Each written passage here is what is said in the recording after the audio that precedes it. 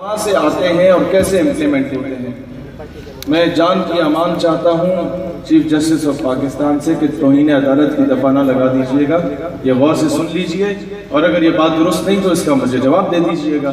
جناب یہ اگر آپ لوگوں کو کیمرہ والوں کو نظر آتا ہے تو میں آپ لوگوں کو دکھا بھی دوں گا۔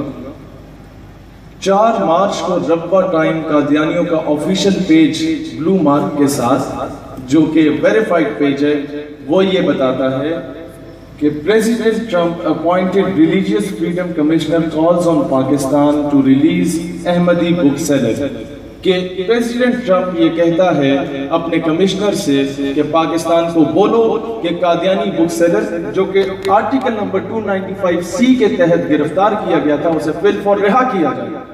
یہ 4 مارچ کی خبر ہے۔ اسی پیج پہ 11 مارچ کو کہا جاتا ہے کہ United Nations Special Reporter on Freedom of Religion or Belief has criticized Pakistan for its treatment on Ahmadiyya Muslims، کہ 11 مارچ کو یونائٹڈ نیشن کا رپورٹر پاکستان کو کرٹیسائز کرتا ہے کہ تم قادیانیوں کے ساتھ صحیح رویہ اختیار نہیں کر رہے، ساتھ مسلم انہیں قرار دینے کی کوشش کرتا ہے۔ خیر یہ 11 مارچ کی تجھے 17 مارچ کو United States on Wednesday criticized Pakistan for its treatment on Ahmadis and other religious minorities، اور پھر جو US State Department had said کہ ڈسکریمنیشن ہو رہی ہے قادیانیوں کی پاکستان میں۔ 17 مارچ کو یہ بات کی جاتی ہے، یہ آپ میڈیا والوں کے لیے، اور اسی کے اگلے دن 18 مارچ کو وہ 3rd کلاس آدمی ثاقب نثار $1,00,000 کا چیک وصول کرتا ہے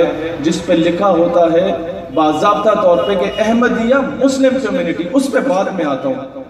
17 کو امریکہ کرٹیسائز کرتا ہے، 18 کو چیک وصول کیا جاتا ہے، اور 20 تاریخ کو لکھا جاتا ہے Pakistan on Monday released an Ahmadi bookseller increasing pressure from American lawmakers، کہ پاکستان 20 مارچ کو اس ناموس رسالت کے خلاف بات کرنے والے اس توہین عدالت کے مرتکب شدہ 295C سے سزا یافتہ اس قادیانی بک سیلر کو رہا کر دیتا ہے امریکہ کے پریشر کے اندر۔ اب بتاؤ فیصلے کہاں سے ہوتے ہیں؟ سمجھ آئی آپ کو؟ امریکہ کا جو یار ہے غدار ہے، غدار ہے۔ امریکہ کا جو یار ہے غدار ہے، غدار ہے۔ امریکہ کا جو یار ہے غدار ہے، غدار ہے۔ امریکہ کا جو یار ہے غدار ہے، غدار ہے۔ یہ فیصلے ہوتے ہیں انٹرنیشنل لیول پہ۔ اب بتائیں کہ یہ کس کی غلامی کر رہے ہیں؟ اب میں آپ کو ایک اور چیز بتاتا ہوں جس کی طرف اشارہ ہی نہیں کیا گیا میڈیا کی جانب سے۔ 18 مارچ کو یہ بات کہی جاتی ہے، جو چیک وصول کیا جاتا ہے ثاقب نثار جیسے 3rd کلاس آدمی کی جانب سے، اس پہ باضابطہ طور پہ لکھا گیا ہے کہ احمدیہ مسلم کمیونٹی، کیا 7 ستمبر 1974 کو قادیانی کیا وہ نان مسلم مائنورٹی ڈکلیئر نہیں ہوئے تھے؟ کیا وہ غیر مسلم اقلیت ڈکلیئر نہیں ہوئے according to the constitution of Pakistan?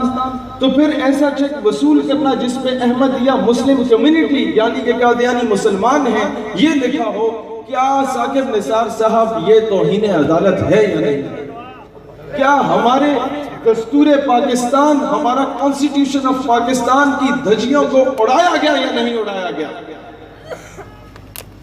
اب میں یہ بات کہنا چاہتا ہوں، آپ نے ڈیم فنڈ کے نام پہ لیا نا $1,00,000۔ $1,00,000 کتنا بنتا ہے؟ میرے خیال ہے کہ $1.25 کروڑ بن گیا۔ یہاں آپ آتے نا، یہاں پر مانگتے تو یہ غریب جو ہے نا، آپ انہیں کہتے کہ قادیانیوں نے $1 کروڑ دینا تھا، میں نے مسترد کیا، تم لوگ اگر کچھ دے دو تو یقین کرو یہ پاک کالونی کے لوگ اس بات پہ اپنے گھر بیچ کے تمہیں ڈیم فنڈ دے دیتے ہیں۔ لیکن میں ایک بات کہنا چاہتا ہوں کہ جناب آپ ڈیم فنڈ اکٹھے کر رہے ہیں، بہت اچھی بات ہے، لیکن اگر آپ قادیانیوں سے ان کو مسلمان قرار دے کے چندہ وصول کر کے پاکستان کو نوازنا چاہتے ہیں تو ایسے چندے پہ 1 کروڑ مرتبہ انہیں ہم جوتے کی نوک پہ رکھتے ہیں۔ ایک بات باضابطہ طور پہ کہنا چاہتا ہوں، جذباتی باتوں سے ہٹ کے کہ جناب یہ پاکستان صرف اس لیے نہیں بنایا تھا کہ آپ آکے رونے رو جائیں کہ فائنینشل کرائسس، وہ انڈیا میں زیادہ بہتر ہو جاتے ہیں ہم لوگ۔ یہ ملک بنا اسلام کو پریکٹس کرنے کے لیے، مسلمانوں کا دفاع کرنے کے لیے، اور آج آپ جس طریقے سے اسلام پہ ڈائریکٹلی اور انڈائریکٹلی حملہ کر رہے ہیں، ڈرو اس دن سے جس دن تم پہ زوال آ جائے۔ نواز شریف کی گورنمنٹس بہت اچھی جا رہی تھی، کوئی مسئلہ مسائل نہیں تھا، ممتاز قادری کے معاملے میں ٹانگ اڑانے سے آپ نے اس کا انجام دیکھ لیا۔ خان صاحب ڈرو اس دن سے جس دن آسیہ ملونہ کا کیس اس پہ اللہ کو غصہ آ گیا، تمہارا حال شاید نواز شریف سے زیادہ برا ہو سکتا۔ ہمارا اور کوئی اختلاف نہیں ہے گورنمنٹ سے، یہ بجلی پانی گیس یہ تو سیکنڈری چیزیں ہیں۔ خدا را اسلام کے معاملے میں عمل درآمد نہ کریں، یہ اس میں آپ کسی قسم کی مداخلت نہ کریں، اس میں کسی قسم کا انٹرنیشنل پریشر نہ لائیں، کیونکہ جب آپ نے انصاف صحیح معنوں میں نہیں دیا، ملک میں دنگے اور فساد ہوئے ہیں۔ اگر وقت پہ نقیب اللہ محسود کے قاتلوں کو کیفر کردار تک پہنچایا جاتا تو یہ نوبت نہ آتی۔ اگر وقت پہ جس دن ہندوستان نے انٹرنیشنل کورٹ میں جا کے کلبوشن کا اسٹے آرڈر لیا، اس کے اگلے دن APS پشاور کے سامنے اسے پھانسی کے پھندے پہ لٹکا دیا جاتا تو دنیا ہمیں بغیرت نہ کہتی۔ اگر وقت پہ جس دن پہلا ڈرون اٹیک فاٹا میں کیا گیا، اس کے اگلے دن نیٹو کی سپلائی کو روک کے اس کے کنٹینرز کو آگ لگا دی جاتی تو ہم غیرت مند کہلاتے۔ اگر وقت پہ ختم نبوت کے غداروں کو کیفر کردار تک پہنچا دیا جاتا تو ہمیں فیض آباد سے 8 جنازے نہ اٹھانے پڑتے۔ وقت پہ انصاف نہ دینے کی وجہ سے یہ سارا کچھ ہوتا ہے۔ اور بتائیے جناب، قانون غریب کے لیے اور امیر کے لیے اور یہ نہیں چلے گا، اور قانون گستاخوں کے لیے اور عاشقان رسول کے لیے اور یہ بھی نہیں چلے گا۔ اور آپ پابندیاں لگا رہے ہیں مدارس پہ۔ میں ایک بات کہنا چاہتا ہوں، مدارس جس کے بھی ہوں وہ قوم کا قیمتی اثاثہ ہوتے ہیں۔ جب آپ پہ مشکل وقت آتا ہے تو یہی لوگ جہاد کے لیے جاتے ہیں ہندوستان کے خلاف۔ اب مجھے بتا دیجئے کہ آپ لوگوں نے جو پکڑ دھکڑ شروع کر دی ہے اور جو پابند سلاسل شروع کر دیا ہے لوگوں کو کرنا، مجھے بتائیے کل کو ہندوستان کے ساتھ جنگ چھڑتی ہے تو فواد چودھری کا باپ جنگ لڑے گا یا شیریں مزاری کی بیٹی جنگ لڑے گی؟ آپ بتا دیجئے۔ اور مجھے یہ بتائیے کہ آج ایک سٹیٹمنٹ جو سلپ آف ٹنگ کی وجہ سے دی گئی، اس پر آپ نے کریک ڈاؤن کیا۔ مجھے بتائیں کہ وہ شیریں مزاری کی بیٹی جو علی اعلان یہ نعرے لگاتی ہے کہ یہ جو دہشت گردی ہے اس کے پیچھے ورزی ہے، اس کے خلاف کب ایکشن لیا جائے گا؟ ہم تو اپنی افواج کے ساتھ کھڑے ہیں۔ ہمیں تو آپ سب کے بھائی، آپ سب کے چاچے مامے جو ہیں وہ بارڈر پہ شہادتیں دے رہے ہیں۔ میرے والد آرمی آفیسر، میرا چھوٹا بھائی فوج میں، ہم تو فوج کے ساتھ کھڑے ہیں۔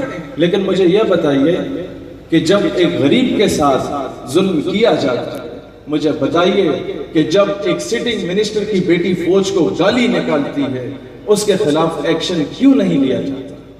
یہ انصاف کا دوہرا معیار چیف جسٹس صاحب اور خان صاحب، یہ اس ملک میں اگر آپ کرتے رہے تو پھر اس عوام کو ایک لمٹ ہوتی ہے برداشت کرنے کی، وہ لمٹ جس دن کراس ہو جائے گی پھر وہ معاملات آپ سے سنبھالے نہیں جائیں گے۔